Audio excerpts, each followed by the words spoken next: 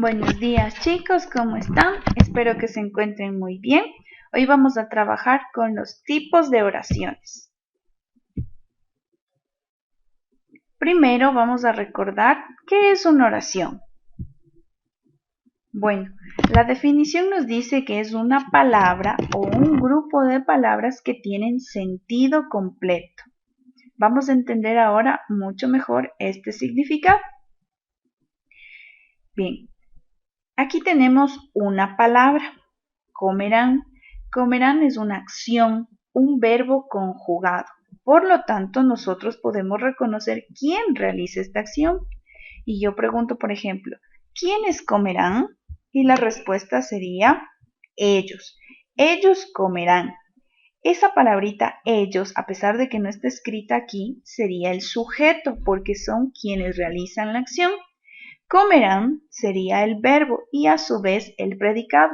Como ven, esta es una oración que se entiende y tiene sentido completo. Ahora, también nos dice que es un grupo de palabras. Bueno, en mi mente yo dibujaría algo así como esto, una circunferencia donde agrupo varias palabras, así como aquí. Pedro, Cotacachi, estudia, en.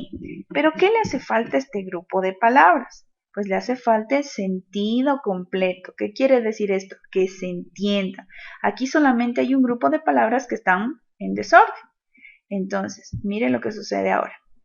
En este nuevo conjunto de palabras o grupo de palabras ya está ordenado, ya se entiende. Dice, Pedro estudia en Cotacachi. Entonces ya no solamente es un grupo de palabras, es un grupo de palabras pero que tiene sentido completo, que está ordenado y que se entiende.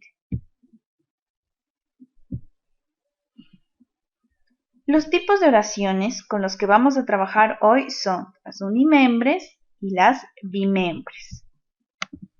Vamos a empezar con las oraciones unimembres, también llamadas enunciados no oracionales. Vamos a ver sus principales características. La primera, no tienen un verbo, no tienen una acción. La segunda, no se pueden dividir en sujeto y predicado. Bueno, esta sería una consecuencia de la primera. Justamente como no tienen un verbo, obviamente yo no voy a poder identificar ni el sujeto ni el predicado. Recuerden que lo primerito que hacemos cuando queremos reconocer sujeto y predicado es encontrar el verbo, ¿verdad? Y si no lo tiene, pues no podemos seguir con el proceso. Vamos a ver unos ejemplos. Aquí tenemos algunos. Dice, fuera, hasta mañana, a las 3, bien. Miren, en cualquiera de estas oraciones, si yo intento buscar el verbo, la acción, pues no lo voy a encontrar. Son oraciones que no tienen verbo, no tienen acciones. Por ejemplo, en esta, hasta mañana, ninguna de estas palabras es un verbo. Por lo tanto, no voy a poder encontrar ni el sujeto ni el predicado. Son solamente expresiones, son frases muy cortitas. Estas son las oraciones unimembres. No olvidarse, son las que no tienen verbo. Ahora vamos con las segundas. Las oraciones bimembres. Estas son llamadas también enunciados oracionales. Vamos a ver las características. A diferencia de las anteriores, estas sí tienen verbo. Por lo tanto, sí se pueden dividir en sujeto y en predicado. Vamos a analizar el siguiente ejemplo. Aquí tengo una oración que dice, Pedro llegó a las 3. A ver, vamos a ver si nos acordamos. Necesito comprobar lo que me dicen estas características. Primero vamos a encontrar el verbo. ¿Cuál sería el verbo? En esta oración, Pedro llegó a las 3. A ver, ¿cuál es la acción que realiza la persona que está siendo protagonista en esta oración? ¿Ya adivinaron? A ver, vamos a ver. ¿Acertaron? Sí, correcto. Llegó es el verbo, viene de llegar, es una acción. Ahora, dicen las características que si tiene verbo, yo puedo dividir en sujeto y predicado. Vamos a comprobar. A ver, vamos a ver si nos acordamos los pasos. Primer paso, encontrar el verbo. Ahora, a este verbo yo le voy a hacer una pregunta. ¿Quién llegó? Y la respuesta obviamente sería Pedro.